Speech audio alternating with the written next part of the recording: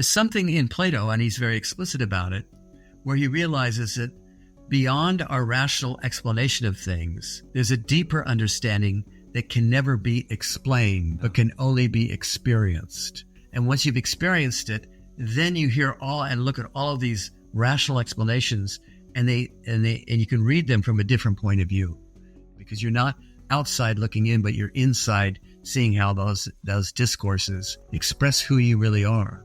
I think today our culture needs to feel a sense of meaning in life.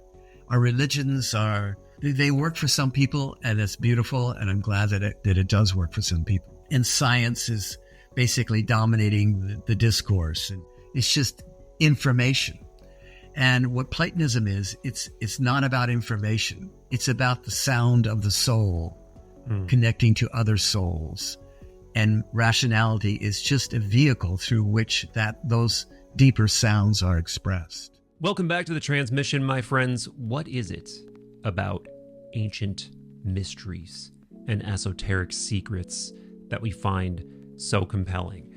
I mean, on one hand, I think it's obvious. We suspect that said ancients, fat air quotes around that phrase, we suspect that they had some real connection to the mystery or to the divine that we've now lost. I mean, how is that idea not magnetic in a time where so many of us are just psycho-spiritually, sacredly parched? On the other hand, though, I really think that if 95% of us found what we were looking for, we wouldn't even really know what to do with it, or we would be too afraid to follow that mystery because it would probably require doing things way too disruptive, living a way of life that really would not harmonize with modern obligations very well. But there are ways to split the difference, I think, and that's where the wise, wonderful, really down-to-earth Professor Gregory Shaw comes in. He spent his career as a professor of religious studies at Stonehill College and is the author of Theurgy and the Soul and his new book, Hellenic Tantra. Dr. Shaw is a real expert on the esoteric, particularly the Neoplatonic flavor. But what I love about him is he's also a real seeker. He has sailed those spiritual waters himself. And just to gush a bit more, he's become an important teacher for me personally. I absolutely loved his book, Theurgy and the Soul. I thought about it. I'm not going to really broach the following topics in these introductory musings here, but I do want to mention them for the completely uninitiated because they're fairly niche topics that we get into in the second half of this one. In particular, the Neoplatonic philosopher-sage Iamblichus and this mysterious practice of his, Theurgy, a Greek word that translates to something like God working. To get the most out of this mind meld, you may want to do a quick Goog on Iamblichus and Theurgy. All of the links that you will need for the great Dr. Gregory Shaw are in the description. Same for Third Eye Drops. And on the note of this media vessel, we require that you tickle that algorithm with a like, a sub, a comment, a share. It really is of the utmost importance, my friends. And if you're enjoying the mind melds and you would like more, check out our back catalog because we've got hundreds of them with truly brilliant beings, but you can only hear them on podcast platforms. So do subscribe to Third Eye Drops wherever you listen.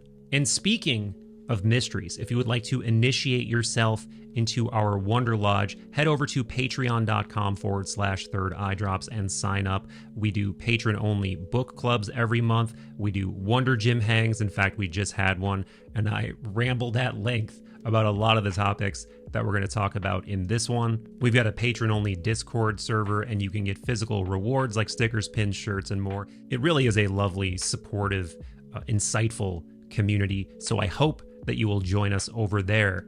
But for now, my friends, let's meld minds with the wise and wonderful Dr. Gregory Shaw. Dr. Gregory Shaw, thank you so much for your time today. Like I said, you've been a massive guide for me. You've been a total, I don't know if psychopomp's the right word because we're not exactly going into the underworld in this conversation, but you're just one of those rare people, like I was saying to you before we hit record, that has a really unique breadth of both knowledge and experience. And that is something, there's a lot of scholars. Actually, there's not as many as I wish there were, but there's a lot of scholars, there's a lot of seekers, but there aren't a lot that really square the circle between the two. So I'm very excited to wrap with you today, sir. Okay, that's great, Michael. And I think you're right. Some scholars are really brilliant and excellent in their scholarship, but don't take you to a deep place where you can feel it. And there are some people who have a lot of feeling, but they take you nowhere except for their own feelings. And all right, great for that. And I also know that there are some scholars who do combine a depth of feeling with their scholarship. If I might just say, I recently helped organize a conference at Harvard where we invited people to address Platonism as a living tradition. Mm-hmm. And these scholars were just fantastic. They have an existential connection to the work that they focus on. So it was an enriching experience. I wish I could have been a fly on the wall there. I think I knew that because I talked to Dr. Tom Cheatham recently. Oh yeah, Tom Cheatham. He came to that conference. Right. Yeah, he said he kind of crashed it. He said I wasn't really invited, but I showed up and it was great. I'm glad he showed up. I like his work and he was really good presence. Yeah. Yeah, he's got a great, really, really great, just this whole aura about him, for lack of a better term. But I guess let's touch on that, because it seems to me, and I understand why this would be the case, that if you're a scholar, I went to school for journalism back in the day, and there was still this idea that you had to maintain some level of objectivity as a journalist back then, which seems like a joke at this point. But you're really cast, that's really driven into your head when you're going through your education, that you need to maintain objectivity. Personal stuff really shouldn't come into the scholarly world or the journalistic world in my case. And I feel like that must be even more true when you're going through like a PhD level program, that there's this idea that obviously you can't cite personal experience in anything that's going into a journal. But at the same time, you have to imagine that behind the veil of that scholar, there's got to be some deep interest. There's got to be some deep yearning to even want to dig into the type of things that you're digging into.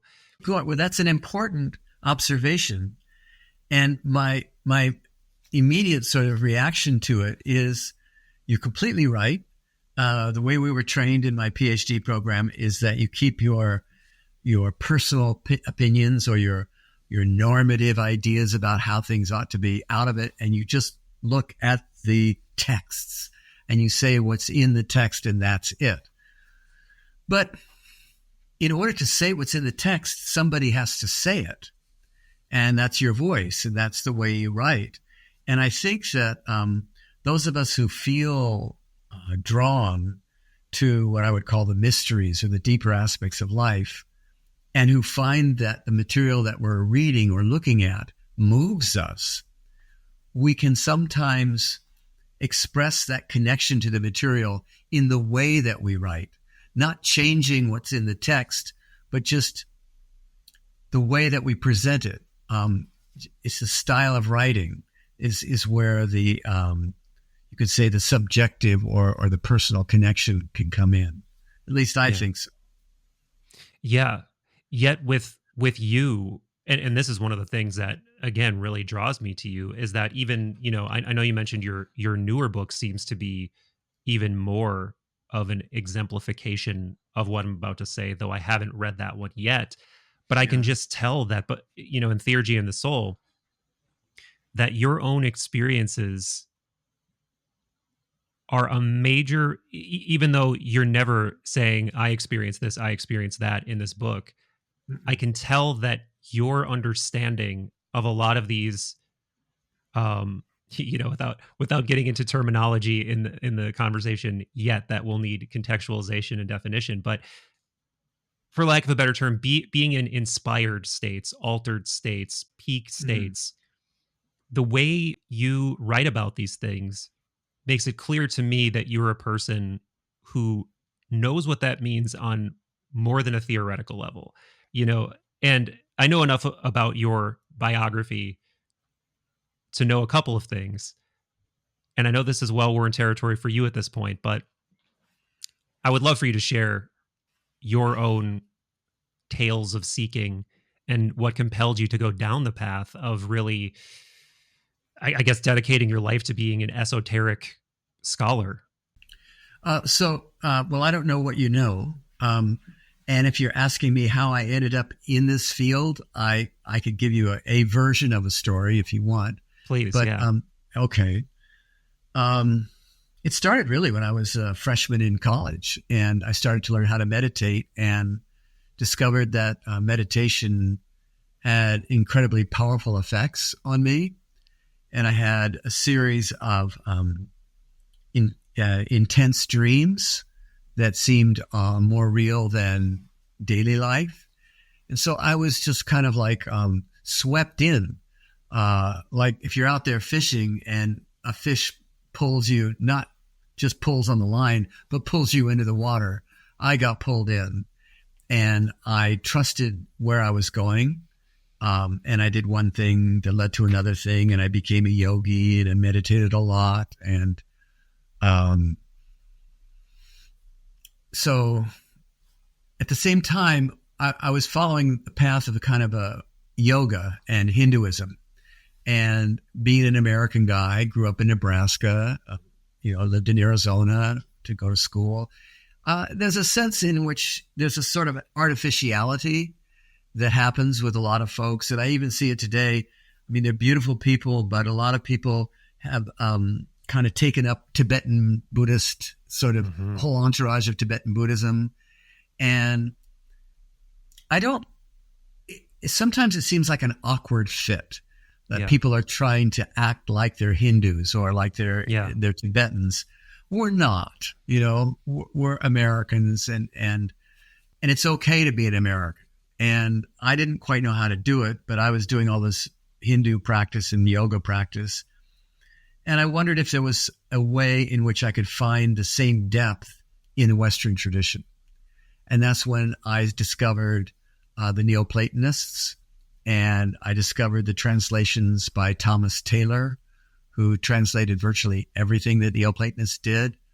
And everything that I had been attracted to in Hinduism and in kind of a deeper level of Buddhism, I was finding in the Neoplatonists. They knew this stuff, and they explained it in a way that I guess felt more familiar to me, I grew up in the West. I grew up with the Greek myths and with Christianity and Judaism, and it just fit a little bit better for me. So I became immersed in the Neoplatonists.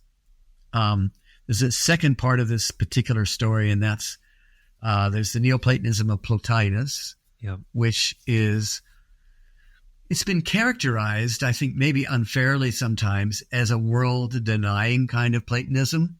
I don't really think that Plotinus was world-denying, but he was more than anything concerned about waking up this divine element in the soul that he had himself experienced. And his technique or his method for doing that was to withdraw from external things.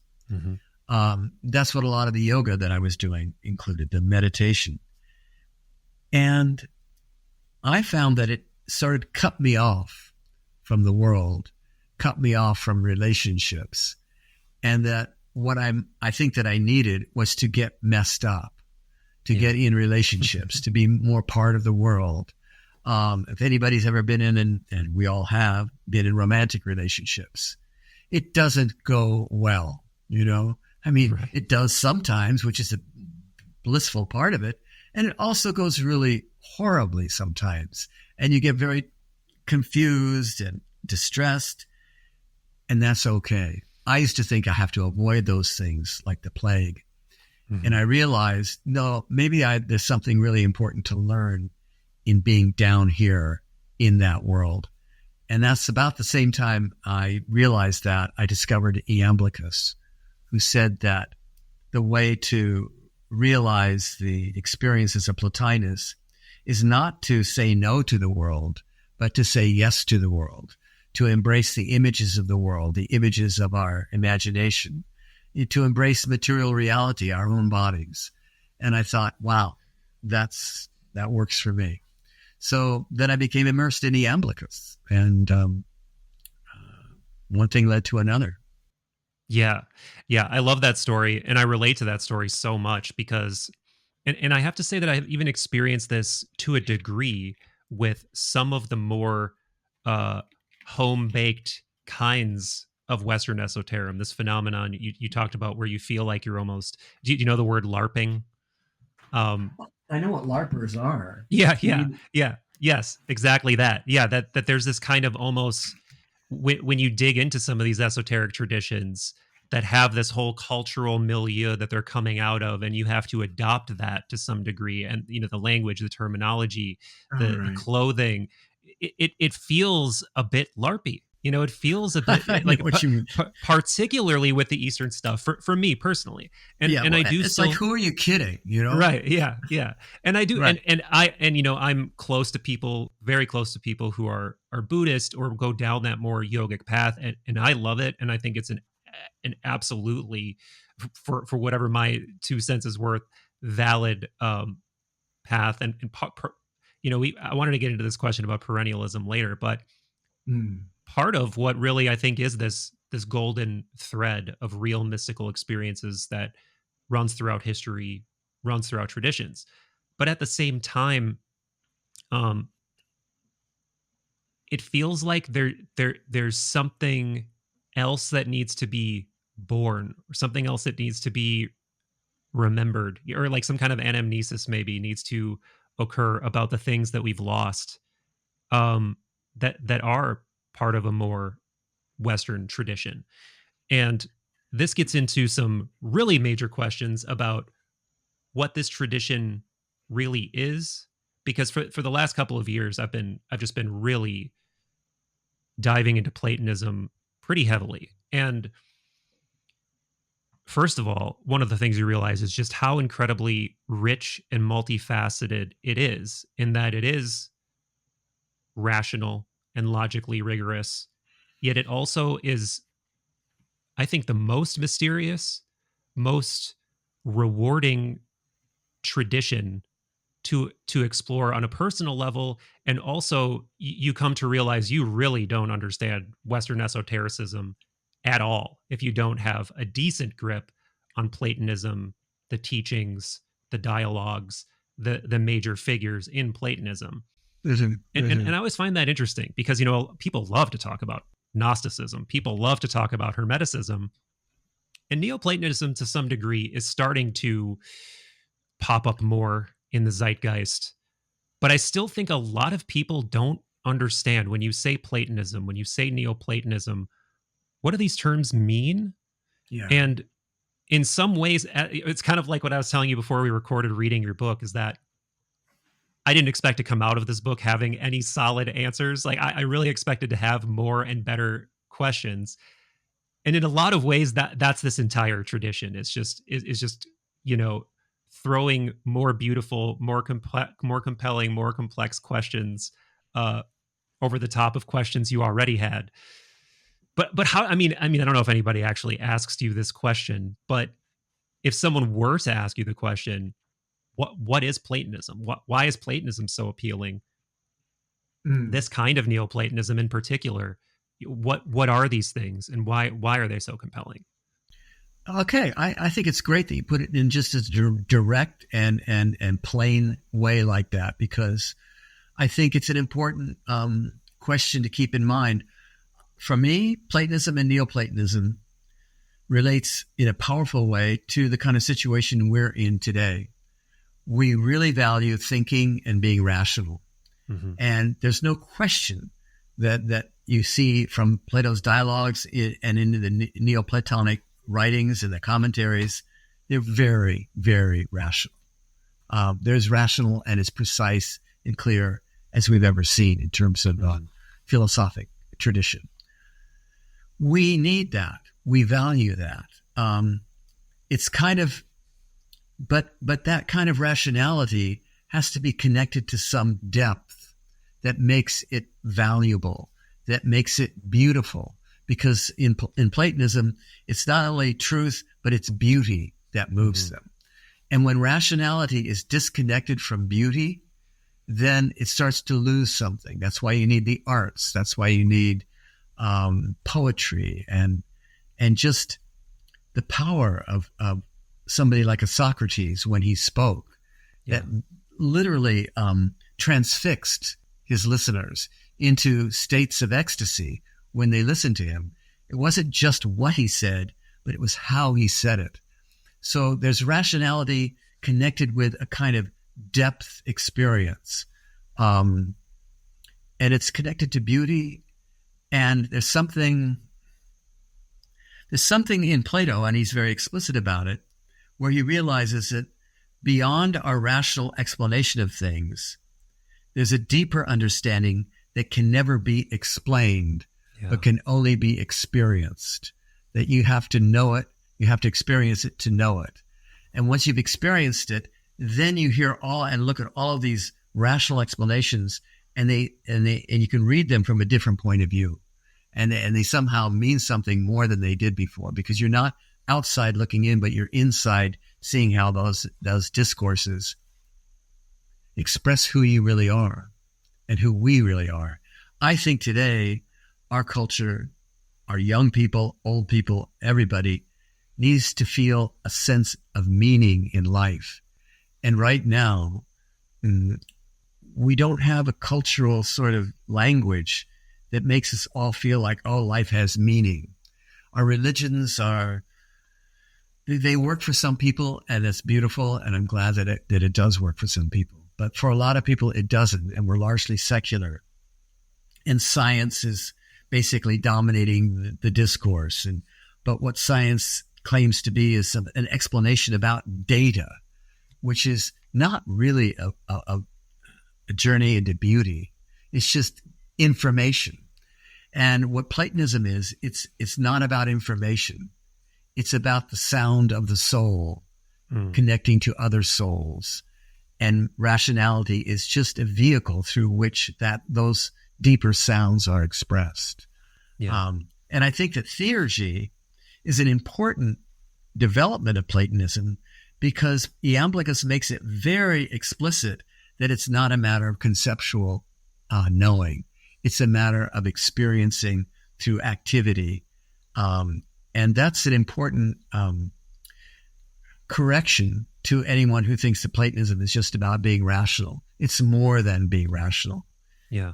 It's connecting us to what's most meaningful in our lives. And so I think Platonism, for me, that's what it is. It's and unfortunately, in the West we have, and I think Pythagoras is the same. He's in the same school. These are people who had profound mystical experiences and found a way to share them with others that was articulate and understandable. And with Pythagoras, even mathematically, portrayable. And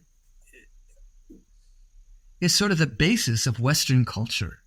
And that's why Western culture became so creative, because it was rooted in these profound thinkers.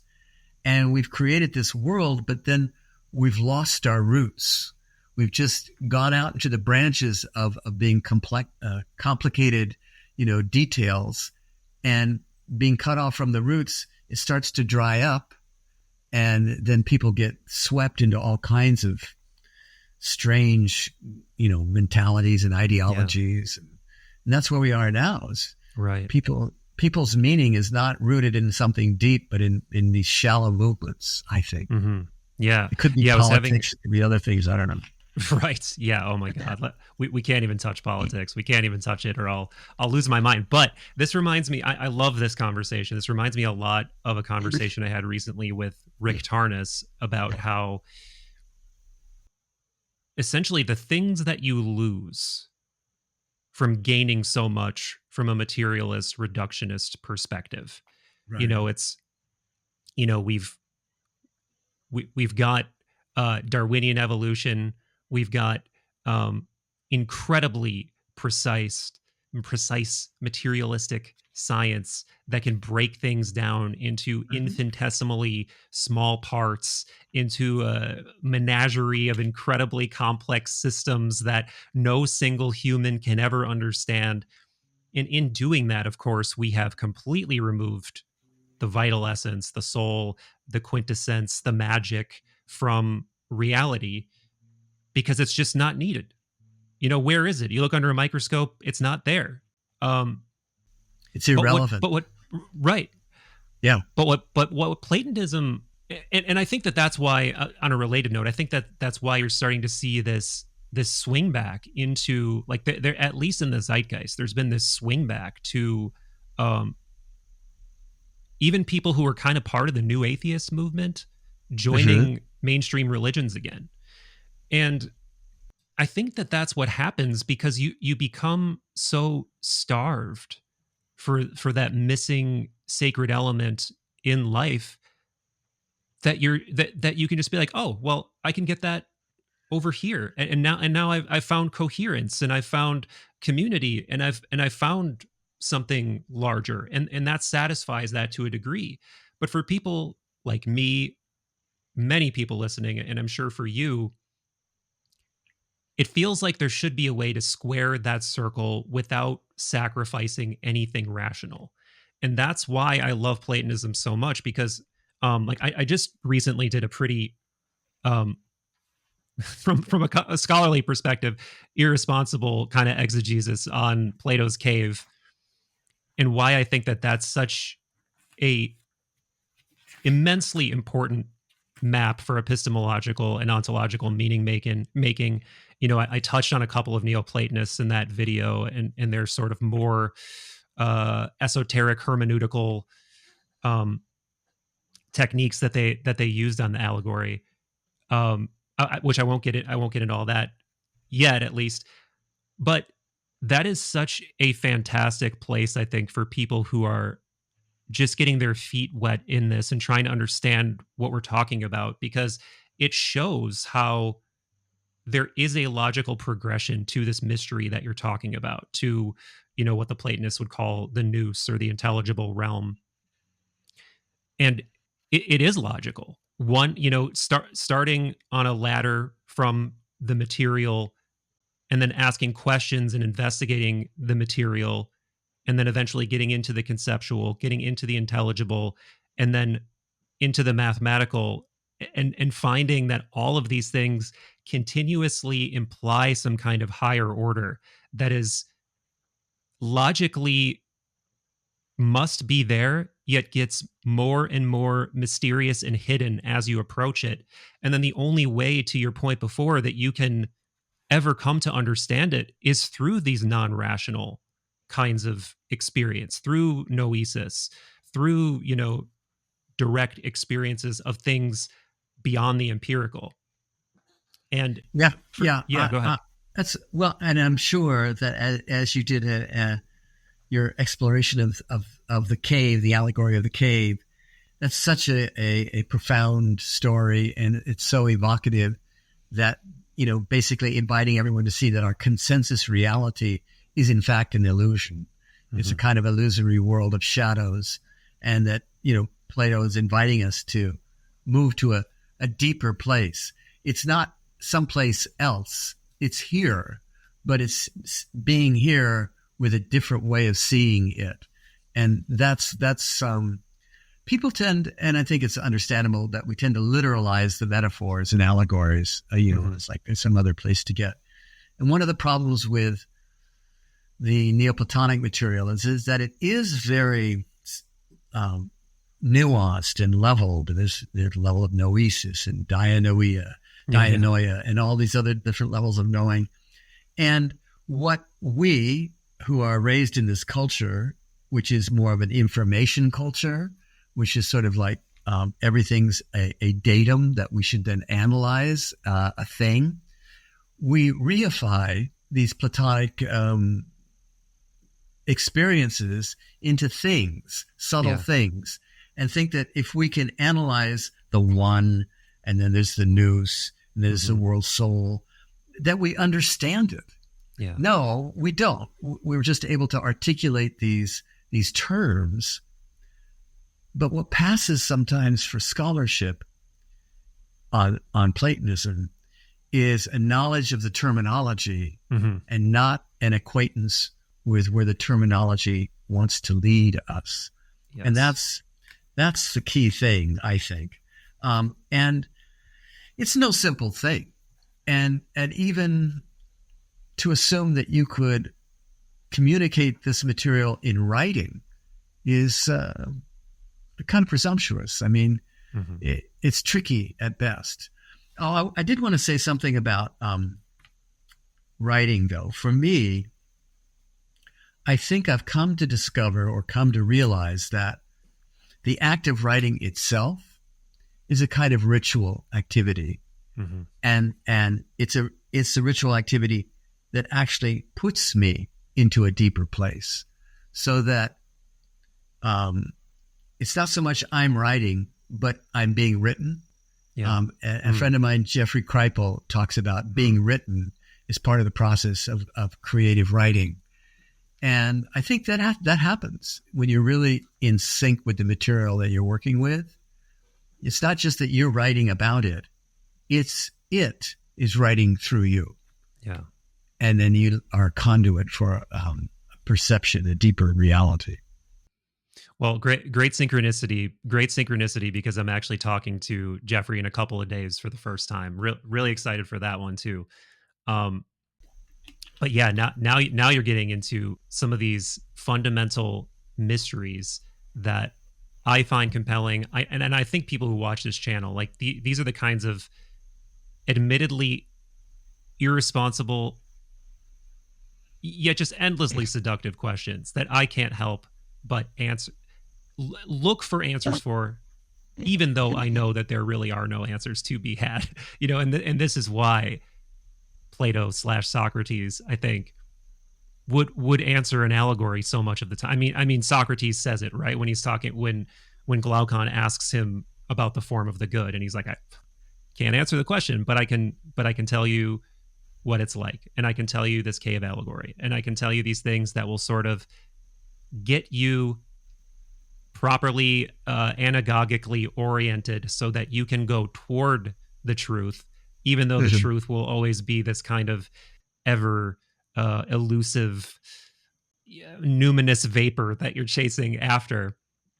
But I'm going to be irresponsible, and I'm going to ask you for a kind of combination of what you think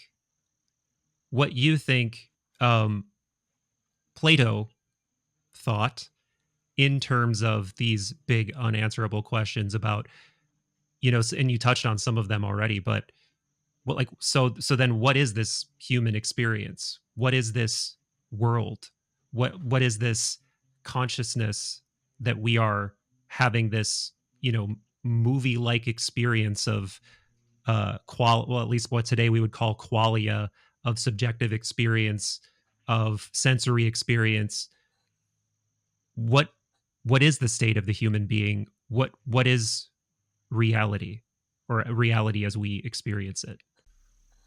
Well, I'm stupid enough to try to answer that question, so let me just fantastic. In terms of Plato, he said that it's in his 7th letter. You're probably familiar with this. He said, that about which I am most concerned and what is most important to me, I have never written about it, and I never will. And anybody who says I have, they're distorting what I've done.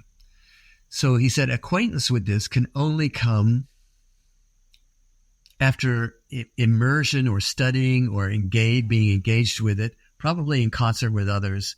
And then he says, and then like a spark that travels over and lights them up, then they get it.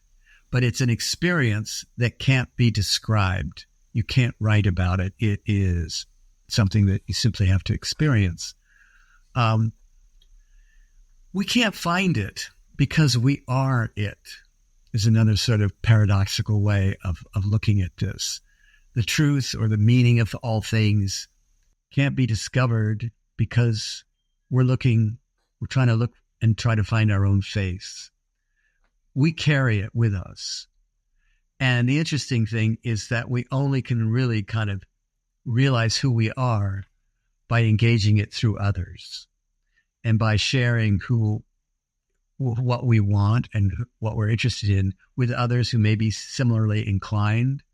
We start to realize, oh my God, we're after the same thing. Mm-hmm. Maybe we are in some deeper way the same thing, but just expressing it in different ways.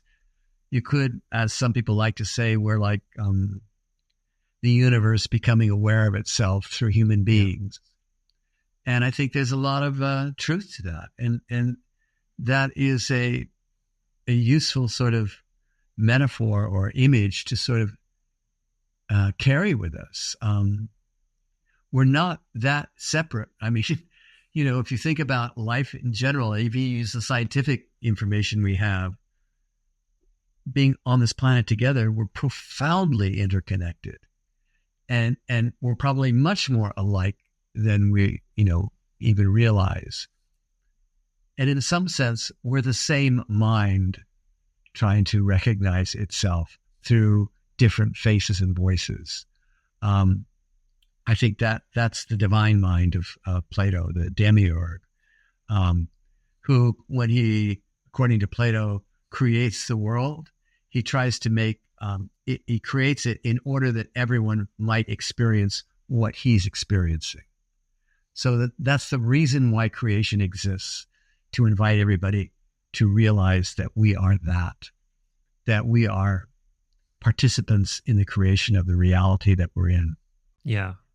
And I think that's what Theurgy was trying to achieve, is to wake us up to the fact that we're embodied creators, embodied demiurges, the Platonic language for it. Yeah. Yeah, I definitely want to get into Theurgy properly in this conversation eventually. But before we do that, I want to do this. First of all, I love everything you were saying. And yeah, I do remember that quote about this notion of isn't there something in that quote about like two minds striking together like flint or something like that, creating a spark? Or that's the implication of it. Yeah. Well, Plato says, and it's almost like Buddhists talk about transmission. Mm-hmm. Yeah. You know, or like a Kensho kind of. Yeah. Yes, exactly. That suddenly the disciple wakes up. Yeah. And it's, yeah. And in my experience, you know, at least in terms of on the Natch experiences, I have had a couple of experiences like that in my life that almost just seem to kind of just recontextualize things. And, you know, for me, it almost feels like this overwhelming, emotional, like you don't know if you want to laugh or cry or what. There's nothing you can really do to express it properly, but it's this kind of full body, full mind knowing, and then it goes away very quickly. And pretty soon you're back into consensus reality type of consciousness. And you can almost convince yourself it didn't happen. So I can, you know, if I can be foolish enough to say, maybe I've kind of experienced a little bit of what he was describing there. It does seem to be somewhat like that for me. Do you think he was describing anamnesis? Yeah, I do think it's anamnesis. I do think it's recollection, and that it just happens. Yeah. And Plato actually says it's through engagement with things in the world, and that these things in the world can wake you up to this deeper connection you have to divine reality. And we use words like divine reality, and you know, we're using kind of poetic images and metaphoric language to talk about a deeper affective intelligence, I think. Yeah. And I'm sure that you have had those experiences, and so have I. And then you move away from them and you're back into driving your car, and you know, people are honking at you and pissing you off, and you're back to regular life.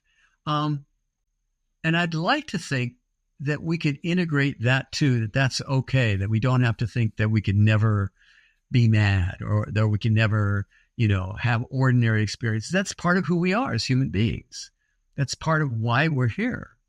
is to I wouldn't want to deprive the divine mind of being able to experience weirdness or confusion that we all experience as human beings. That's part of what it is to be here.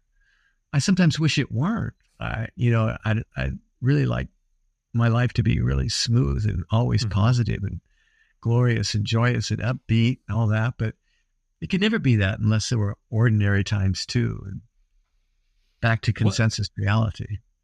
What would be wonderful if there was a reliable way to seek refuge in that kind of an experience, that so that you could reliably touch that numinosity and interconnection, and I think that's probably what Theurgy, if it really worked, if it was really this thing that was more than this, a bunch of philosophers and mystics trying to create some kind of air of, I don't know, initiatory erudition or something, which I do think it was something. I definitely think it was something. I've had enough personal experiences to know that it's absolutely possible to have experiences far beyond the veil of consensus reality. But before we get too far away from it, I never really thought about this until just the way that we were discussing Anamnesis just now. But in some strange way, I think that synchronicity and Anamnesis are like conjoined twins or something, because it almost sounds like talking about the exact same phenomenon from a somewhat different perspective, in that synchronicities are these things that dissolve the boundary between psycho and physical and imply a sort of interconnection that you are at the that at least your consciousness is at the sort of nexus of. And Anamnesis does sort of the same thing, but I think the context that it's usually discussed in is kind of a different way, because using the famous analogy or the famous story that of Socrates showing the boy how to do geometry or something. It really is almost like when you see how the pieces fit, there is this almost sort of like time and space and boundary dissolving effect to it. Once you see how the pieces fit, it can't be unseen sort of sensation. Well, I think synchronicity, in the sense that I've experienced it, understand it, is it's those moments where your mind becomes in sync with the mind at large, with like a small m mind becomes somehow connected with the mind with a capital M, and usually it's just momentary, but you get this glimpse of whoa, what, and it's a taste of that deeper meaning. Those moments of synchronicity, I think. And back to those, what you were referring to is if there could be some sort of guaranteed way to sort of, elicit this anamnesis, what would it be? I mean, there's some people who, constantly smoke hashish or drop or eat mushrooms or whatever. They think that'll do it. And I'm sure it works, but is it, I don't know. Maybe they have some very rigorous physiological constitutions. They can handle that. Okay, good for them. But I think it could also be done by like that somebody's profoundly Catholic grandma who goes into the church and does a rosary in the afternoons. And by doing that ritual and reciting that prayer and sitting in that pew and looking up at the image of Christ and Mary, she moves into that same kind of place. That people do this maybe more often than we realize. And I think that we tend to not notice the quiet mystics, like, your grandma or somebody like that, who just does her little ritual thing without thinking she's some important person or, having an entourage of groupies to say, oh, tell us more about the rosary, Grandma, Jones, let me, she's not interested in that bullshit. She just wants to do the rosary, right? Yeah. And I think the same might be said for us, that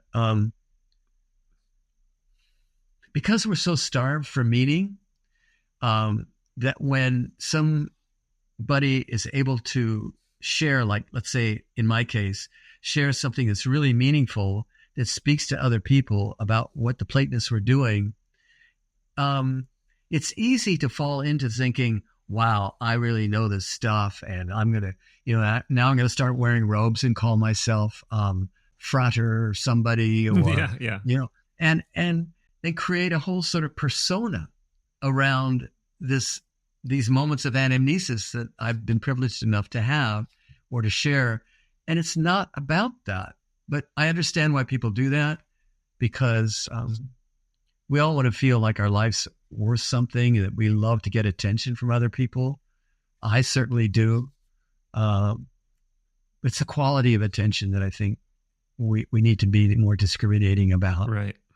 Yeah, and if you use those things just as a way to peacock or position yourself socially, you're really not doing what the Platonists were doing. You're definitely not doing theurgy. I think in your book you do a good job of sort of juxtaposing, what the Greeks would have called theurgy versus goetia, if I'm saying that correctly. And I think you are saying it correctly. Yeah, and if you're doing what you just described, I think you're engaging in goetia, not theurgy, because you're trying to somehow right. You're right. Exactly right. In the sort of popular New Age manifestation type of way, you're trying to make yourself this locus of being special and using some sort of nebulous power to attract things to you and increase your personal status. And that runs completely counter. I mean, for all of the things that all the people under the umbrella of this tradition disagree on or quibble about, that does not seem to be one.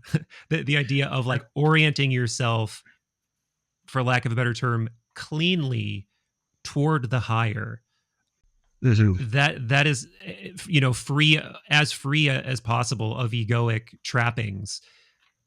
That seems to be a very central point to how the more.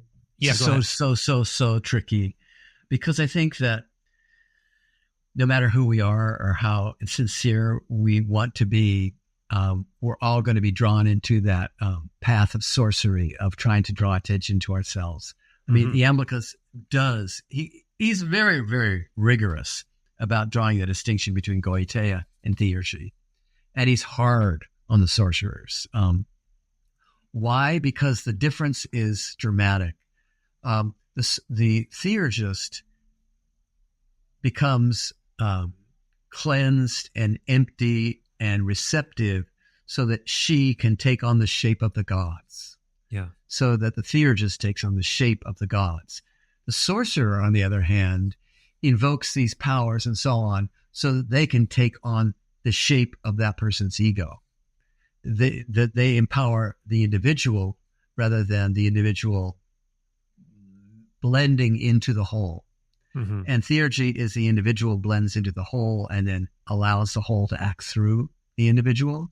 The sorcerer is trying to draw the powers of the whole into its individual self and implement power that way. And I guess, since we're all human, I want to be somewhat forgiving to some degree about that and not be too high and mighty about, oh, you stupid sorcerers, because we've all been, attracted to wanting to do things to get personal attention and, of course, draw things to ourselves. I do a podcast. Oh, I know. That's a kind of attention-seeking sorcery. Let's not kid ourselves. And that's the good thing, is that you can see it for what it is and know that the very means by which you want to communicate these things that you love requires you to do things that are like what the sorcerer does, to trying to draw and capture people's attention. But that's okay, as long as you're not driven by that as your goal. That's not the telos or the purpose of your podcasting. Your podcasting is because you're crazy enough to be hungry for things you don't even understand, but are drawn to it and are following your instinct to want to talk to different people who seem to be relevant to the very thing that you're attracted to. Like you want to talk to Kripal. Yeah. in a week. He's fantastic. He'll talk about, how do you describe the impossible? And he's made a life of doing just that and meeting people who have experienced those things. And why do you want to talk to him? Well, in a way, you don't entirely understand why. Right. but you trust your hunger for that. Yeah. And it's been taking you to a place that is satisfying something deep in you and making you feel like a little bit wiser, say, if I could use that language, and more articulate in what you do understand and don't. We can only go by what we experience, right? Yes. You have expertly divined, used your mantic abilities to see right through me, Greg. That was very, very accurate in terms of my motivations. And I want to get more into theurgy proper, but I also want to touch on you were talking about this sort of nebulous guiding something that I think everybody feels. And, as soon as I read Soul's Code by James Hillman, and he introduced this idea of the daimon, which of course comes from Plato's Republic, Mythover, or at least that's where he was pulling from. And then sure, yes, I think that in many ways is what lit the wick of me really diving deeper down the Platonic rabbit hole, is realizing like, I got to go back and read Plato's Republic. I got to go back and read more of these dialogues. And then, you slowly, how it goes. Like once you look under one rock and you start seeing other names thrown around, it's like, wait, so who is this Plotinus? Who is this Iamblichus? Who is this Proclus? And then you start, going down, and you just realize this is going to be a lifetime of study if I want to even have the foggiest idea of what they thought, what was going on here, what they were doing.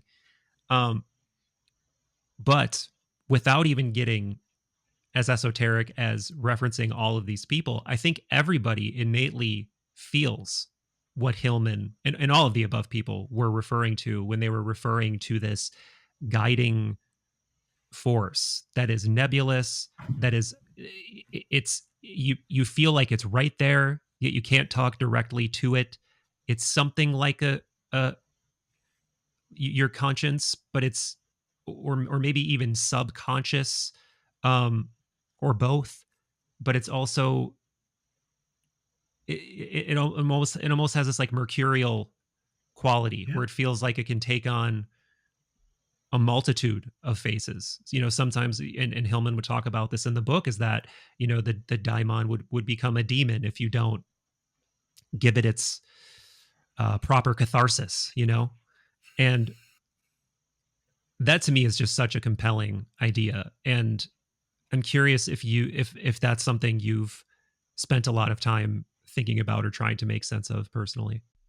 Well, I would have to say first right off that I think Hillman is a genius and one of the most insightful writers that I've ever come across.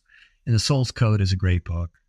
And he really helps us. In fact, when I taught my class on Neoplatonism, I had them read the chapter on finding your daimon as the first chapter to read. And when have they noticed that they realized that they were compelled to, do something when they were young? And some people really kind of got it, and some people kind of came up with what they thought they should say,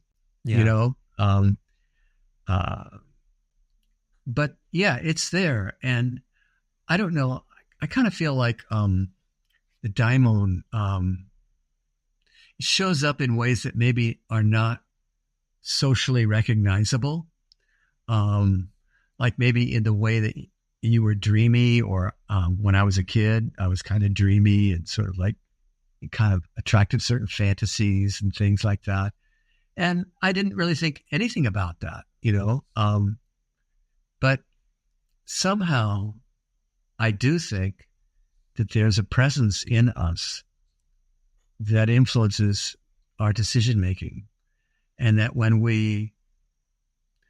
now I'm not sure that I'm saying this because it sounds like it's a Platonic catechism or it's my own experience, But I think that when we follow those promptings, follow our heart, or as Joseph Campbell said, follow your bliss, or whatever you want to say, that things work out for you in a more positive way.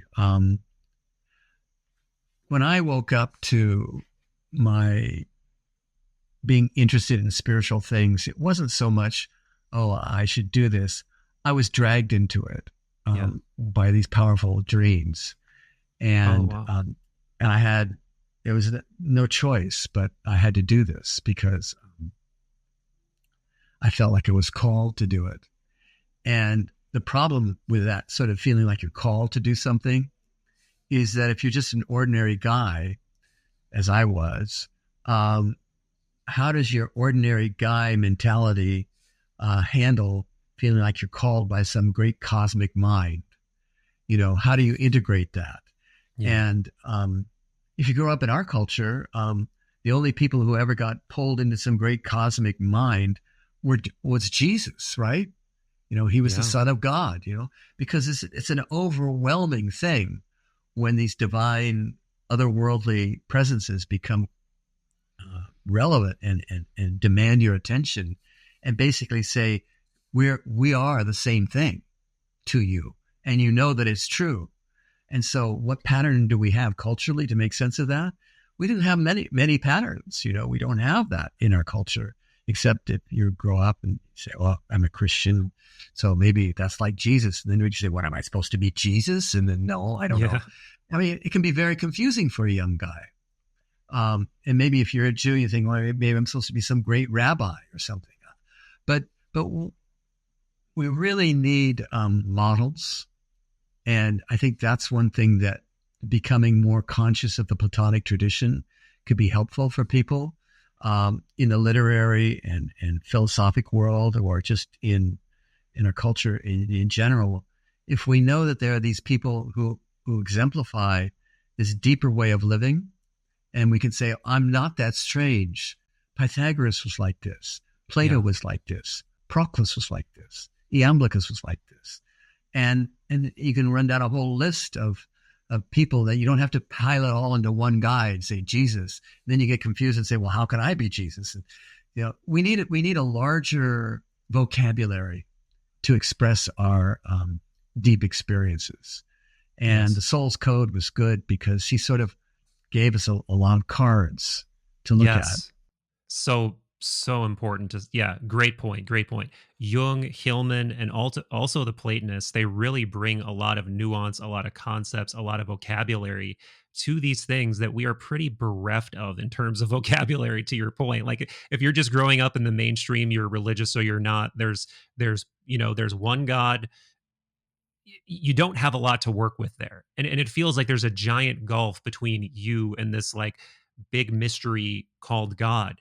But yeah, you start bringing dreams into it. You start bringing the idea of daimons and later Platonists, angels, spirits. That's one way to go with it. Or you can go the more Jungian, psychospiritual, mythopoetic way, or both, or a combination. Yeah, I mean, I just relate so much to what you were saying about feeling called, because I have no idea what it is that has pushed me to do this incessantly now for, years and years and years, releasing something every single week for however many hundreds of weeks in a row. But it feels like one of the only thing, I said before this, give the daimon some kind of catharsis. And it feels like this is one of the only things that does that, is having these conversations and pushing these ideas out to as many people as possible. It feels oddly satisfying, yet like it's never enough in a weird way, and that I have to just continue to do this. And it's one of the only things I've ever done in my life that feels like I could just probably do this forever until I physically give out. It feels like that's kind of the path that I'm on. And other than evoking, some big nebulous concept like the daimon, or Jung's individuation and capital S self, and that whole story arc, it's really hard to know what kind of language you could put on it. Interesting. You say you do this every week, and I would describe this as you are honoring the daimon by doing this, because the daimon is what is compelling you, if you want to use Hellman's language, the soul's code. It's compelling you to do this. And rather than resisting it, you're saying yes to it. And you're honoring that daimon that asks for this expression. By honoring that daimon, you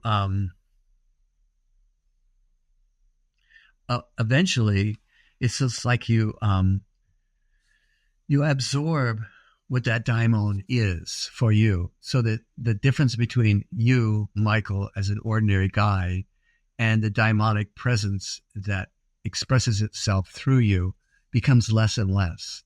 That when people see you, they feel the daimon that lives in you, because you're honoring it. And the catharsis, as I kind of get it, is like is what allows you to honor it in a clean way, rather than confusing it with something that it's not. Yeah. It's like, I'm going to become the most hot podcaster, and maybe I can wear some, like sexy outfits when I podcast, and, attract all kinds of people. That would be, that would repel people, I think, but you might hope that it would repel people. You'd be surprised, though, what some people are drawn to. We live in a really confused culture. People are attracted to all kinds of disturbing things. But you're honoring your daimon, and you're keeping it clean by the attitude that you bring to it, by recognizing that, as you said, you don't know, but you're doing it.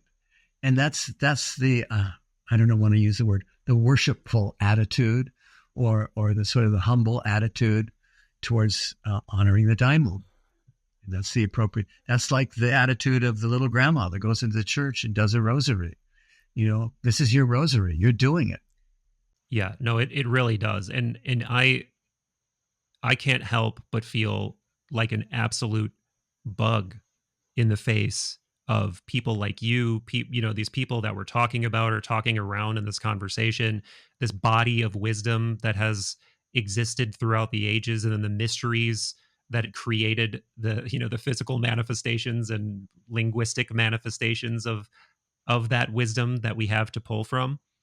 But on that point, and first of all, thank you, because I appreciate that. I feel that from you 1,000%. I mean, people, if you don't even, if you happen to go to a bookstore that has Theurgy and the Soul, even if you're not going to read it, I mean, look at the bibliography in this thing. Like, I would have to be, I think, daimonically possessed in a good way to be able to synthesize the amount of information that you synthesize for this book alone, and then put into, give birth to this book from all of that informational synthesis. It's like a Herculean task that not enough people appreciate. So, one, I want to appreciate you for doing that. But two, this book is almost impossible to bring up in the confines of a single conversation. So that's why I've been keeping some of the things more general so far. But I do want to get into some of these more esoteric questions and elements of this thing. So we started to set the stage a little bit by talking about Plotinus juxtaposed against Iamblichus. So just a little bit of background. Plotinus is this thinker who is credited really with being the sort of father of Neoplatonism, right? Like he's this, yes. And some scholars don't even like this word Neoplatonism because it's just all within the corpus and history of Platonism. But that aside, he comes along, and from my understanding, correct me at any point here, he starts to make inward practice a really central part of his personal philosophy in a way that was never really overt through Plato. Like there's a lot of fun speculation that I would love to do with you about what you think they were doing. Was there an esoteric element to the Platonic Academy? I would love to talk about that. But Plotinus really brings it front and center and encourages, if you want to know what I'm talking about, yes, you must be rational. Yes, you must be educated, but you got to turn away from the sensory world. You got to go inside. And once you go inside, you'll start to have more beautiful experiences than you can possibly imagine, than anything you've ever seen before. And it's just this beautiful, and you were saying before that he gets accused of being this sort of world denier. That's kind of what I get when I read the Enneads. It's he's not, saying the world is, he's not going the Gnostic path of saying the world is evil by any means. In fact, he rails against that notion. Right. But he does put matter at the very bottom of the ontological ladder. He basically calls it illusory. And if you want to know what's true, if you want to know what's beautiful, if you want to know what you really are, you got to go deep inside and almost kind of push the sensory world out like that. That is kind of what I get from him. And with Plotinus, I've thought a lot about him and the language that you're using to describe him. There's two ways for Plotinus to talk about matter and the body: from the top down or from the bottom up. And right. When he's talking from the top down, it's all good. It's all a manifestation of the one. Matter itself is the last reverberation of the one. So the one is present in matter from the top down. From the bottom up, from my own particular sort of self-absorbed perspective, where I develop aggressive habits about grabbing different material things or wanting certain sorts of objects, whether they're mental or physical, I get caught up in materiality. And at that level, materiality is bad for you. And you need to sort of let go of those things or those habits in order to recover this presence of the one that's in you. So when Plotinus is talking about the need to purify the soul, he says things like matter is bad, or the body is a pollution, or matter is absolute evil. And that makes him sound dualist, and it does sound dualist. Yeah. But I think ultimately he's not a dualist. From the top down, it's all right. good. And it's only in this practical, psychological situation where we're trying to purify ourselves that Plotinus uses this sort of negative language about matter. So that's how I make sense of Plotinus. But because he does do that, and people kind of emphasized that as the way to follow a spiritual life, Iamblichus kind of pushed against that and said, no, we have to remember that the one and the gods are fully being revealed in nature and in matter. And it's up to us to try to recover our own divinity by engaging the divine as we find it around us. And so it's a different kind of spiritual practice that he encouraged with theurgy. Yeah. Yeah. So whereas, to very, again, oversimplify it, Plotinus is this almost withdrawn, to me, very yogic, contemplative sort of mystic. You get the next major figure other than Porphyry, so Porphyry, again, the little necessary historical tendril is to understand Porphyry is Plotinus's probably best known student, and Porphyry ends up writing all of Plotinus's teachings down into what today we have called the Enneads. So Porphyry in his own right becomes a major philosopher, major religious scholar, and apparently teaches Iamblichus for a while. But then Iamblichus goes on to become a Egyptian priest and, this like magus type character who is an initiate of all sorts of things that I would love to know more about what they were. And he comes from this lineage of sort of almost like these magical, mystical sorts of holy men.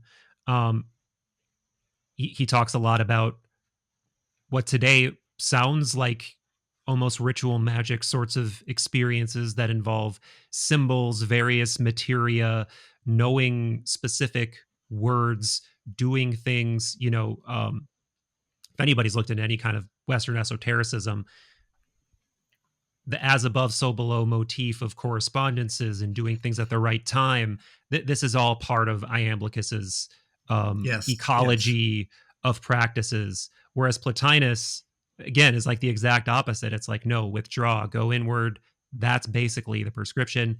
And I'm not trying to sell short Plotinus here, because the Enneads are absolutely mind blowing. He's a genius. He's an incredibly important thinker. But Iamblichus really brings this whole different flavor and this whole different emphasis, and the idea that there is a right way to do things, and you don't just get lucky and you stumble into henosis, to use their words. Like, it's a specific path. There's things you have to do, and those things that you have to do are this nebulous, but again, so enticing, like really, really enticing question for me about doing something called theurgy. And this, well, let yeah. me jump in just a little bit here. I've characterized it, I think it's accurate, is to say that Iamblichus incarnates the kind of deep spiritual insights of Plotinus.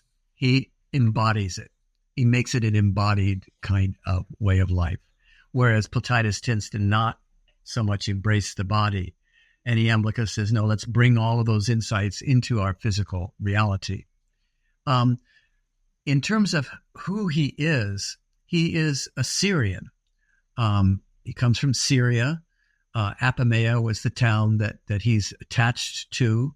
He was the descendant of Syrian priests and kings. So he did have a kind of a noble sort of heritage behind him. But his so-called Egyptian identity is largely known to us because of the way he responded to a series of questions that Porphyry put to him. Yeah. After Plotinus died, Porphyry expected to be the leader of the Platonic school, because Plotinus was. And Plotinus was just, he's like God in human form. People just, they were mind blown by Plotinus. It was like darshan. You go into the room with Plotinus and it changes your life. And the guy had it profoundly. And Porphyry spent time with him, and he wrote his Enneads, collections of 9. And he expected to be the leader of the Platonic tradition. And yet this student of his, Iamblichus, who also studied Pythagorean stuff and traveled around and probably traveled to Egypt as well, set up another school, a Platonic school in Syria, in Apamea. And a lot of people started to be attracted to Iamblichus' school.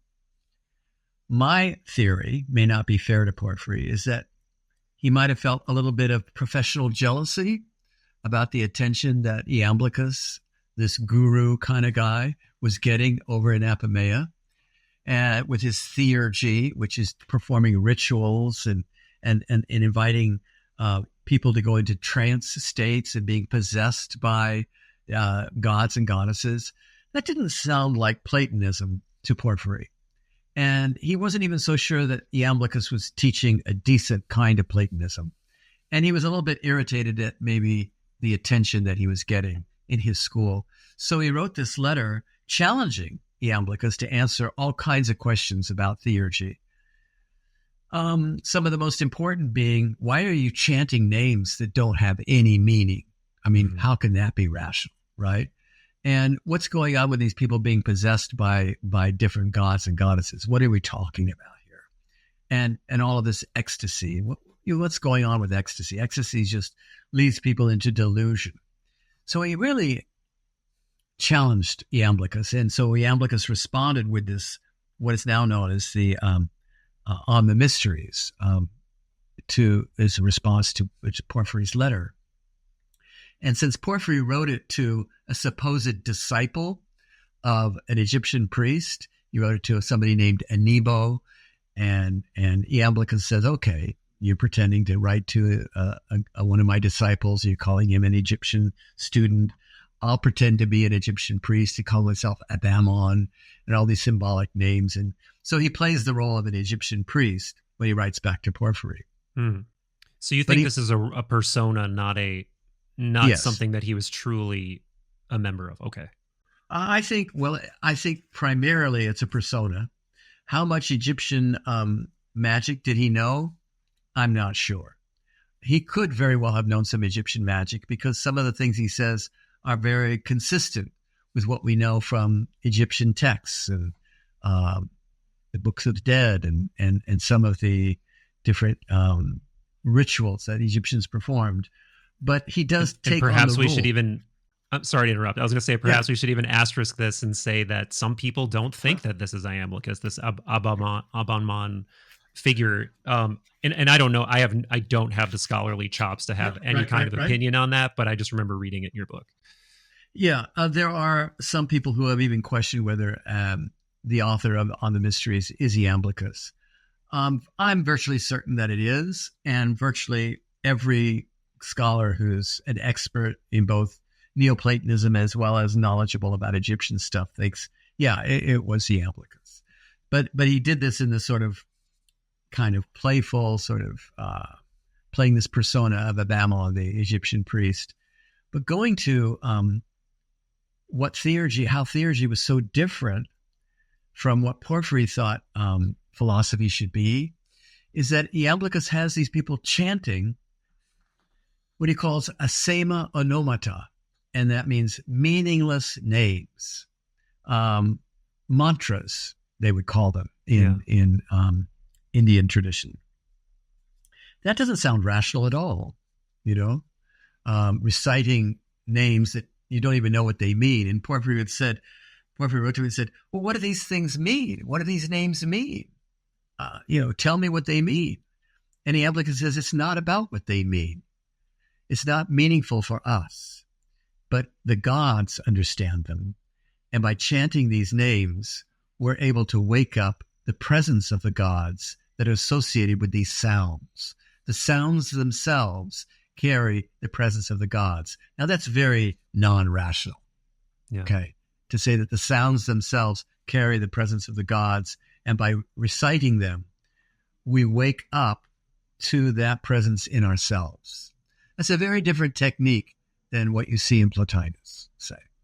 And Porphyry kind of didn't get it in that sense. And Iamblichus sort of talks down to him sometimes by saying it's not about what it means. It's not about meaning. It's not about it's not information. Mantras, these meaningless names aren't supposed to give us information. The fact that we don't understand them is what makes them sacred. So the fact that you don't know why you're doing this is what makes it sacred for you. I mean, that's what Iamblichus would say. The not knowing part is an important way that the divine transmits its presence to us for Iamblichus. Anyway, so and having people possessed, I'm on a roll here, but I wanted to say this.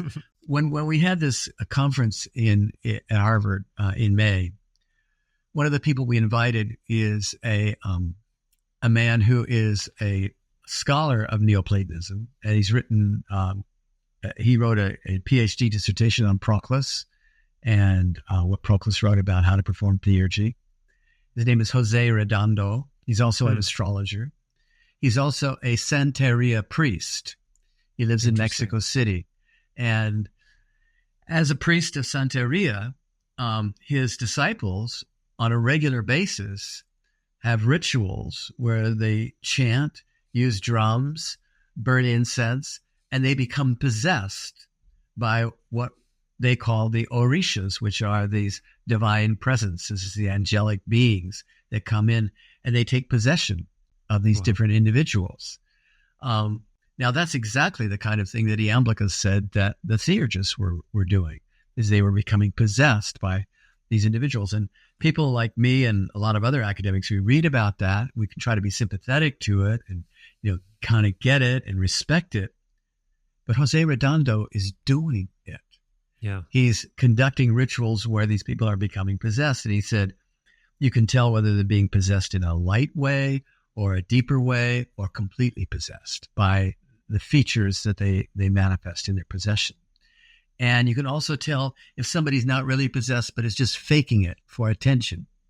Of course, because we're human beings, that's bound to happen too. And so along with these possessions, which is very kind of irrational kind of events, they use a very discriminating kind of awareness to see how they're possessed. So there's a lot of intelligence that's used to make sense of this. And he was asked by one of our participants, have you been possessed? Which is $1 million question, of course. And he said, yes, he has. I have. And he carried a kind of I think Tom Cheetham may have been there for that presentation. And Jose Redondo carries a kind of humble kind of persona. It was like, yeah, I've been possessed. Now, he was just describing what he does. But there are people who still engage in this as a living practice. I was delighted that he was at our conference. It was a real privilege to have him there. And I'm sorry I got carried away with that story. No. I wanted to point out how different Iamblichus's kind of theurgical practices were from Porphyry's, kind of more cerebral kind of conceptual idea of what the philosophic life would be or the spiritual life would be. Yeah. And to bring some nuance into this comparison between, what was his name? The scholar who is the Jose Redondo. Jose Redondo. Okay. Yeah. And how do you think that his map and Iamblichus's map in terms of, this really being aimed at, you use the word demiurgy, right? Like you are trying, and again, it gets into some metaphysical stickiness and particulars here in terms of like what the human soul is capable of and not capable of and what its station is and all of that kind of stuff, which is another thing that Plotinus and Iamblichus disagreed on. But for Iamblichus, to do this successfully was to make yourself as godlike as possible, right? It was to try to make yourself as demiurge-like, or demiurge, if I'm saying that wrong, like as possible.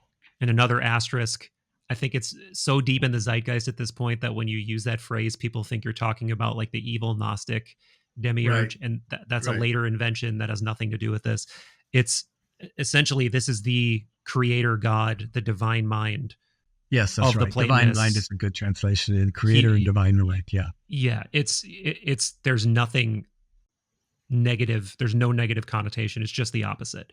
So it's kind of waking up your divinity by becoming like this thing, this divine mind.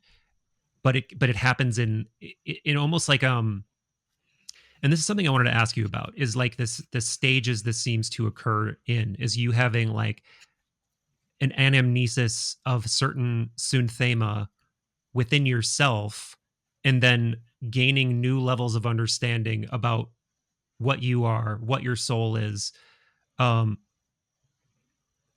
don't know. I don't even know if there's a clean question in there. These are just things that I've been thinking about and that I'm really interested in. I guess I started out with comparing the two, but my connection with Jose Redondo is directly related to the fact that he was already on his path. And then he read some of the stuff I've written, and he felt like, oh, that's what I'm doing. And he felt like, so what I'm doing in Santeria is being expressed or was expressed in the Western esoteric tradition with Iamblichus and Theurgy. I might add that people like him exist. And he told me, because I know him pretty well, he told me that I think his mother or grandmother was some kind of a shamanic woman in her neighborhood, and people would come to her. So he has this in his genetic background.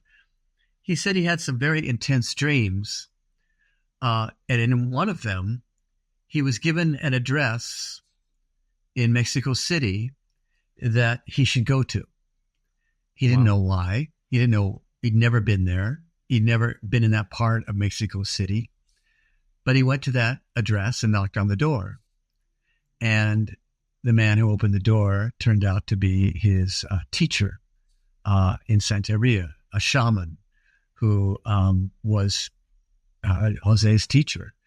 I mean, that kind of story just makes you think there's more than what our materialist sort of reductionist mindset understands, that there are, like that synchronicity idea you were talking about. There are connections underneath what we think is making sense. But he had a dream, went to the address, and that was his teacher. I mean, what a Amazing. story, you know? Yeah. This is amazing.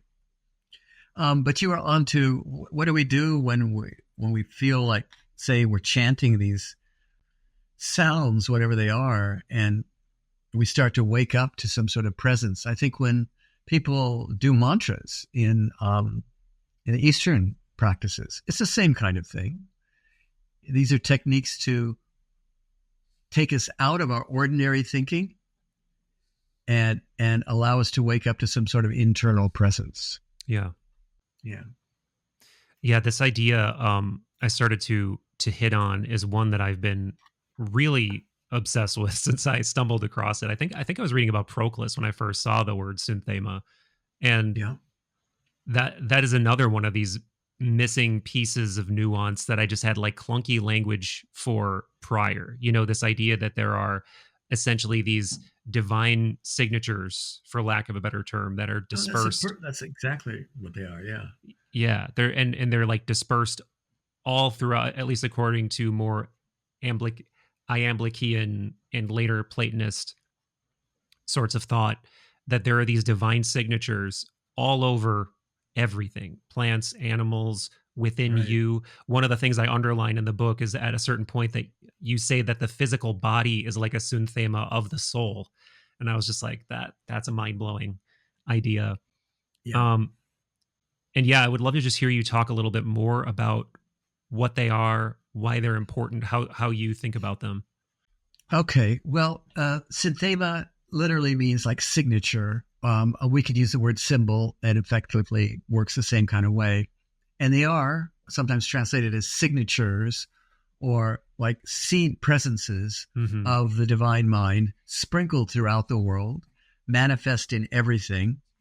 And we have the same signatures in ourselves, but according to the Platonic tradition, after the birth trauma, we sort of become unaware of carrying all of these divine signatures because ideally speaking, the world soul, which is what we see in the heavens, is, the whole kind of cosmos, is the body of the world soul. And Plato calls it a divine animal. And each one of us, human beings, is a miniature world soul. We're a microcosm of the macrocosm. But because of the birth trauma, the coordination of the parts of our small world get scrambled up, and we lose connection with those divine elements in ourselves. And in order to remember them or recollect them, anamnesis, we need to go out and find the corresponding elements in nature and do a ritual that relates to that divine presence that we might find in a rock or in a tree or in an animal or in a color or in a piece of music, and do a ritual that allows us to honor that. But by honoring that, we awaken the corresponding presence in ourselves so that we literally sew ourselves back into our divine body, piece by piece. And that's how Iamblichus sees the role of the synthema, or the synthemata, to be plural, out in the world. And the person who did this in the Renaissance was Marsilio Ficino. Yes. And he had the same kind of understanding that the divine mind has sprinkled its presence throughout the universe. And he, in his astrological theurgy, would try to connect people with their the gods that they needed to be connected with through these elements in nature. Oh, Ficino's great that way. He's a great link to that ancient world. Yeah, everything I've seen from him is really interesting, really beautiful, really interesting, just biographical story from what I know about him. I need to dive more into the meat of his writings and the technical elements of his writings, because like you and I, when we're reading someone like Iamblichus, who's, coming from, what is it? Was he born in the 200s AD? 240? Yeah. He was like 242 and died in 325. Yeah. Yeah. So we're a long way from the True. specifics of what you just described, this process of, Right. the nuts and bolts of this theurgical practice, this anamnetic prescription that he's putting forth. But Ficino comes along in the Renaissance, and he translates a lot of this stuff for the first time. Is he the first He does. translator of Iamblichus? I don't know if he's the first, but he definitely translated the On the Mysteries into Latin. Okay. Yeah. Yeah. And then he attempts to actually recreate a lot of these things, and it is patroned by the Medicis, right? Right. To do all this stuff, and basically given a blank check to reverse engineer the esoteric secrets of the ancients. That's right. It was amazing. And he does to some degree, but I mean, it sounds like most people have, as a scholar of this stuff, I wonder what you said nice things about him already, but what do you think of his attempt to do that? I think that it was incredibly ambitious, and he was really successful. He had the Medicis behind him. He was, to some degree, constrained by the fact that he was also a Catholic priest. Yeah. But instead of thinking of it as only a problem, it might have been a benefit for him as well. Because I think that sometimes I and other people who study Platonism tend to have sort of an antagonistic attitude towards the church, and for good reason, Right. because it was a kind of this institutional sort of bully in the ancient world. But it also preserved a lot of deep practices. And, in a way, Christ is a manifestation of the divine becoming human, which is what the goal of theurgy is. So at least he kept that alive. And anyway, Ficino, I think of him as a model figure, a great figure. Another person who I think also doesn't maybe get as much attention as he should is Ralph Waldo Emerson. Oh, wow. Emerson is a Platonist, a Neoplatonist, and he read all of these people. He read Thomas Taylor. He read, he read On the Mysteries. He read Proclus. The thing about Emerson, though, is that he doesn't footnote anything. He just absorbed it, and it became his own voice. And so it just flows through his writing. But anyone who's familiar with the Neoplatonists can see them in many of the essays that Emerson wrote.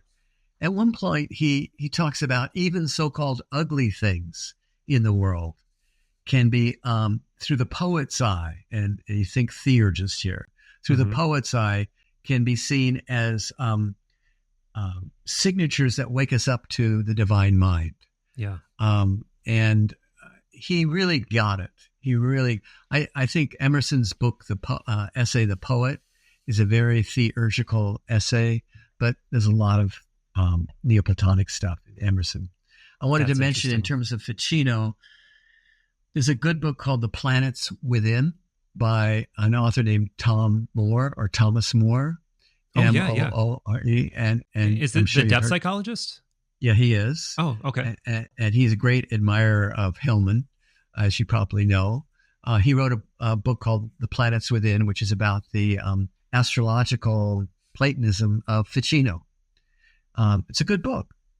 And another scholar who really brings this Neoplatonic material alive in a profoundly intellectual way, but also in an inspiring way, is Sarah Rappe, R-A-P-P-E. She's somebody who's really worth reading. She's written a book on Socrates as a kind of avatar. And she's also, I would just look her up and read anything that captures your attention by her. Fabulous. She's good. Yeah, I absolutely will do that. And there's so many, we're getting deep into this conversation, and there's still so many like stones I'd love to look under with you. And I'm like, oh, I got to ask him about this. I got to ask him about that.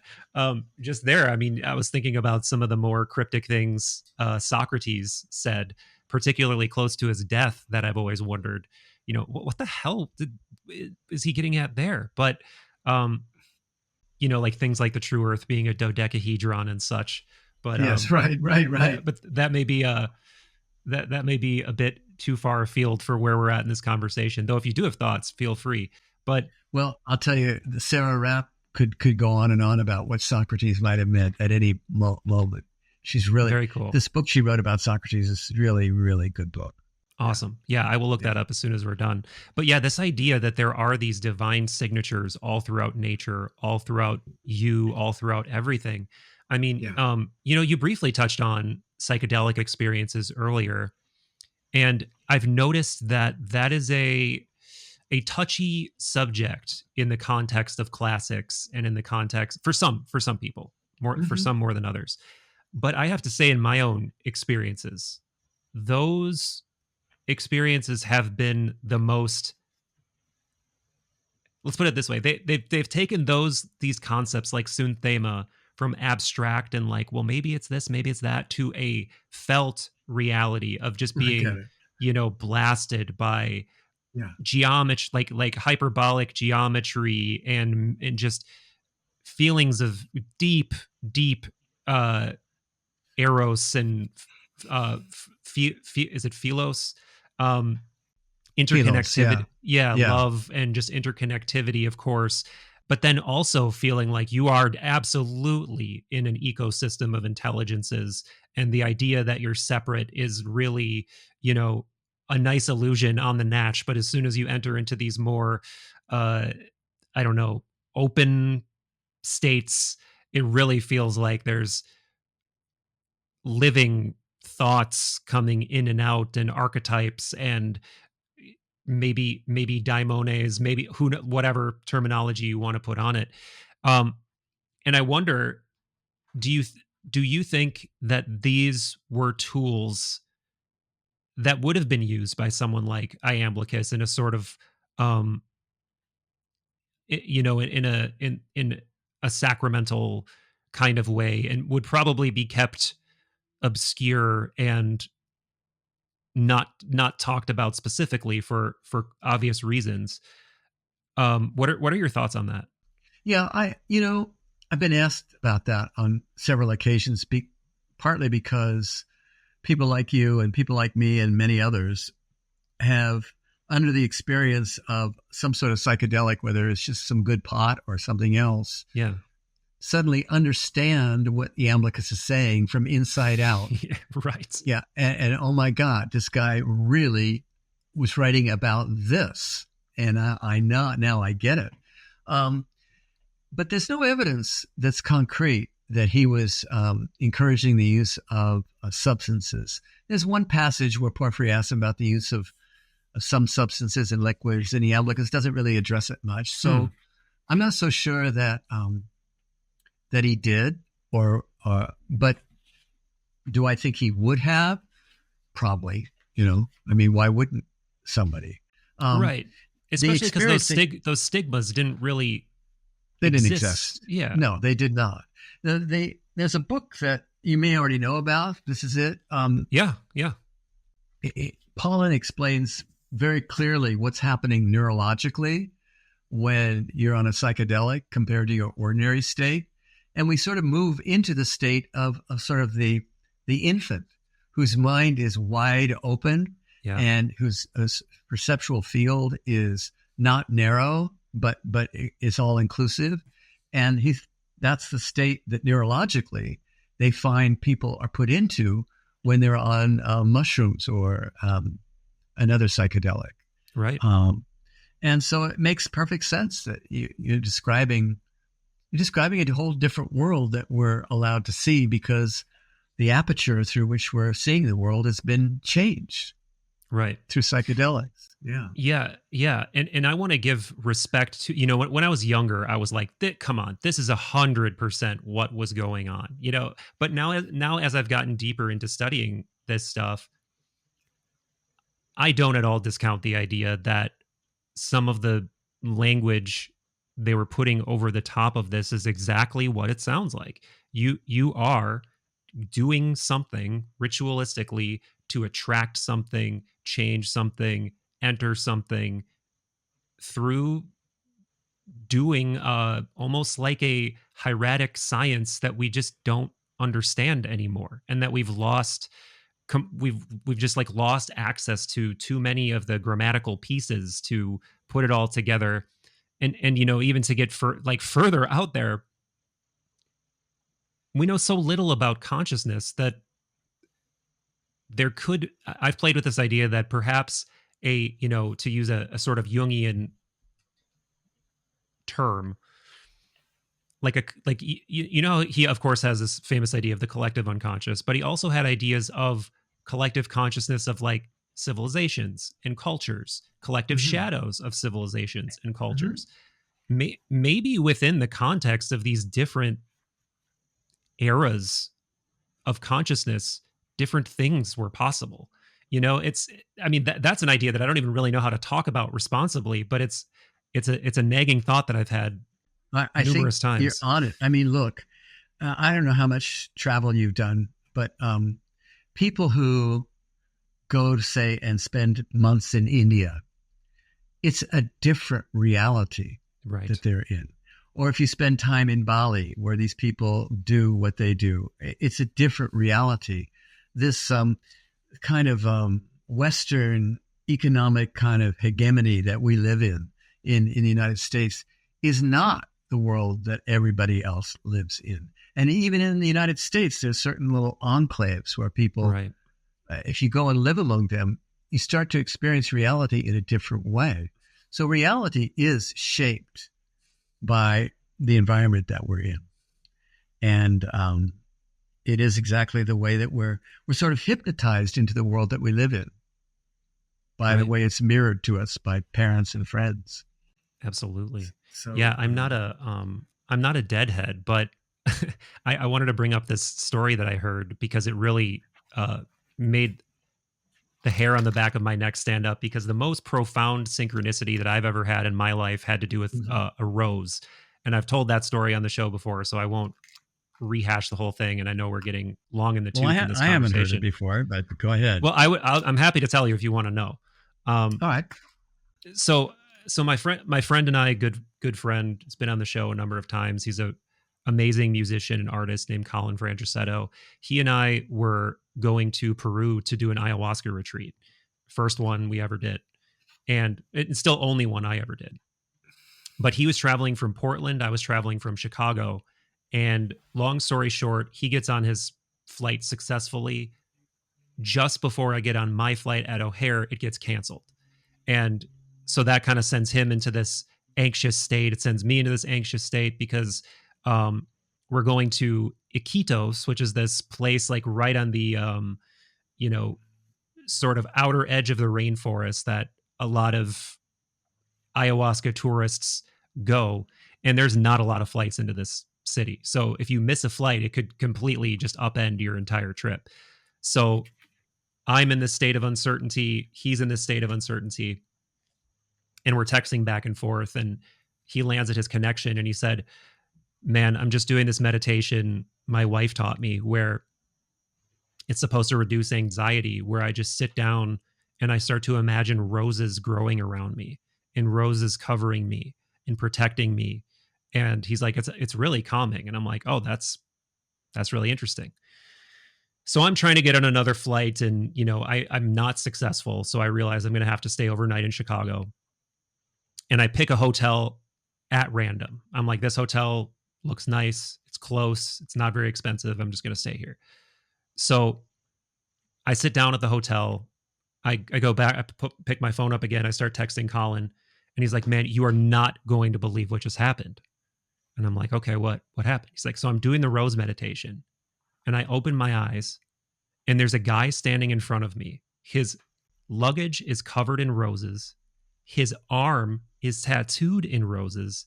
He's got rose tattoos on his neck and the sides of his head are shaved and he's got rose tattoos on his head. And he's sending me pictures of this. And meanwhile, this is a real guy. He really, yeah. I have the pictures. I did a whole video on this and posted the pictures and the texts and everything. Yeah. So, and then this is the part that I'm getting chills right now thinking about it. The hotel that I chose at complete random was called the Rose Hotel. And I'm sitting there. It's in Rosemont, Illinois. It's just right next to O'Hare, basically.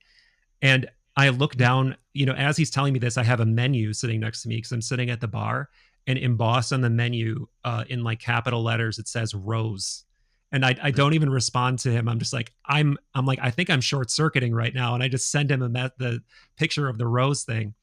And yeah, so to this day, that's one of those things that I'm just like, and now I think about the rose in the context of sunthema, and I'm like, what the hell is that a sunthema of? And like, but anyway, the Grateful Dead story is that apparently, and this is on a lot of their merchandise, I guess, for this reason, is apparently at some show, the band and the crowd all collectively had the vision of a rose, like up, like above the stage or above them or something like that. Yeah, I've seen that image of a rose on Grateful Dead logos somewhere. Yeah, they had a vision of it. Apparently, that's what I heard. Yeah, like I said, I could be wrong about the lore. I'm not really a Deadhead, but as soon as I heard that, your story is like is one of those fantastic synchronicities that made you feel really profoundly connected with this project that you were on, your connection with Colin, and that in some way the divine mind was taking care of things. We're going to have you stay at the Rose Hotel here. Yeah. And not to mention we're on our way to do ayahuasca of all things, which is a very like charged, scary, intimidating, profound thing in its own. Well, all the more meaningful that these things would be coming in at that time. Yeah. Wow. Well, we could talk probably for the rest of the effing day. I absolutely could. But go ahead. Yeah, go ahead. I wanted to ask you one last question, but. All right, let's go, because I think we should wrap it up soon. So let's go to your last question. Yes. Okay, so we've started to touch on this idea of theurgy. It's such a deep question, such a mysterious question, that the short of it is that nobody really knows exactly what was being done, but there's a lot of talk around it, to a point where, not only does this concept of sunthema come up, that there's these divine signatures from the above all over the below. Yeah. You get into different grades of them in the book, material sunthema, what you call intermediate sunthema, either noetic or metaphysical. I don't remember which words you noetic, use. But have you personally, I would think that given how much research you've done and how much blood, sweat, and tears you've poured into this, you must have started to try to understand or reverse engineer some of these things for yourself.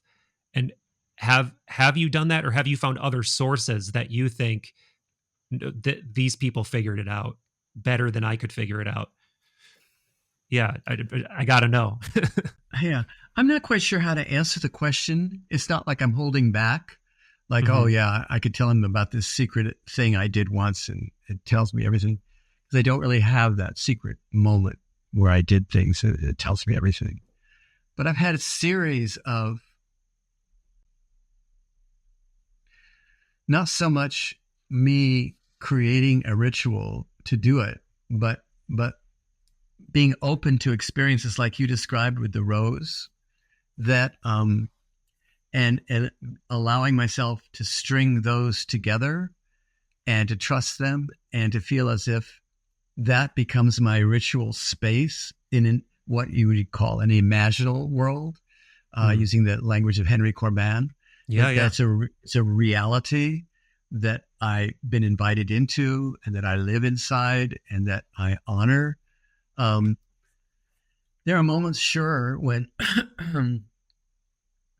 I will. I think actually, my first theurgical experience was before I even knew what theurgy meant.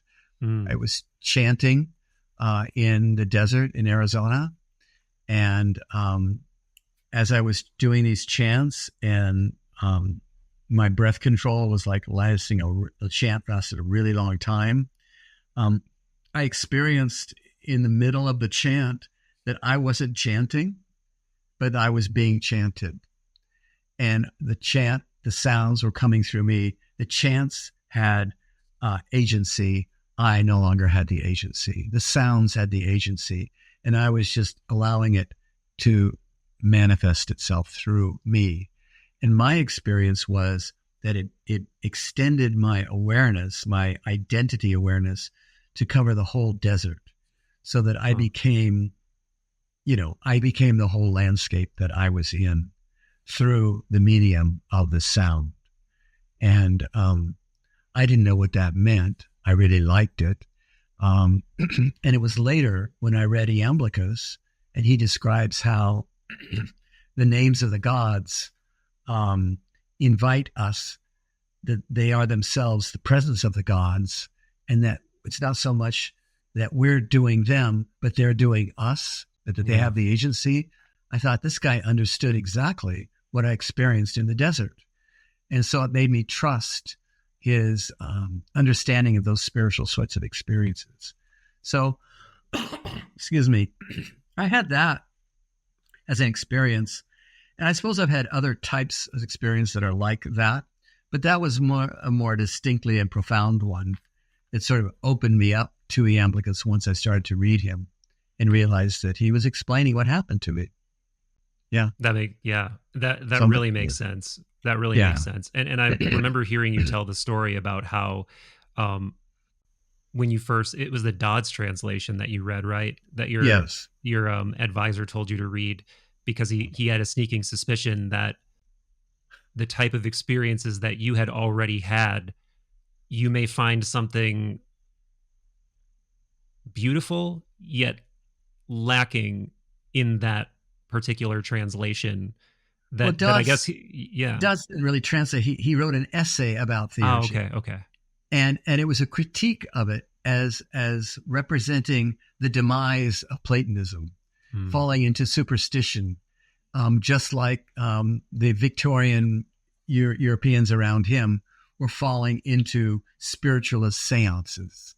And just as that he saw some, intelligent men and women being attracted to the seances and the mediums, and he disparaged that. So he thought that was happening back in Iamblichus' day, and that Iamblichus was pushing it. And so he criticized Iamblichus for what he was doing. He referred to his work as spiritualist drivel. And so my professor invited me to read Dodd's essay on theurgy and to read on the mysteries and come up with what I thought. And it was a real gift to me that he did that. Because it sent you down how many decades? How many decades of a path? Yeah, exactly. He really set me going. Well, thank you for your time today, Gregory. I really appreciate our conversation. I sincerely could riff with you forever.